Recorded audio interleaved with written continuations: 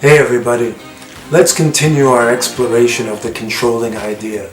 Last time we talked about how story guru Robert McKee described the controlling idea, and then we also talked about how to set limits on our controlling idea to force us to become more creative and more true to the controlling idea, to have a very simplified theme for our readers.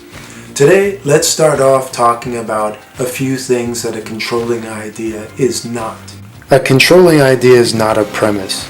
A premise is sort of the initial notion that sparks the idea for our story. It's sort of a what would happen if such and such a thing happened. But a premise only gets us so far, and we need to tell a full story over the whole course of a manuscript. And that might mean abandoning that premise when we find the controlling idea. A controlling idea isn't a fact either, because a fact doesn't have enough of an emotional charge for us to dramatize over the full length of a manuscript. And how many times have we heard in a writer's group where a friend, a fellow writer says they don't believe something, yet it actually happened. And that's because the fact didn't have enough of an emotional charge. And we'll know when we have found a really good controlling idea, when we can make a really good and compelling positive and negative argument, whether something works or something fails. Last time we used the example of crime. Does crime pay because the anti-hero is smarter than the villain? And we can go back and forth with it, right?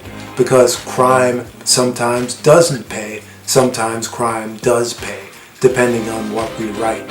And that controlling idea can help us carry the story from the beginning to the end in a compelling way. And it's important to note that really what we want to do is emphasize the part of the story that we don't want to emphasize. Really put a lot of emphasis on the negative part of the story. An example of that is really making a compelling villain for the anti-hero or the hero to fight against, right? Because if that villain is correct in some of the things they say, or they do some things that are actually good, it makes us, or makes the readers more importantly, wonder, well, you know what, this villain is sort of right about a bunch of things. And it makes the story very compelling, and it makes it sort of difficult and unclear for the hero to go towards their goal. And one last note before we go into the next segment.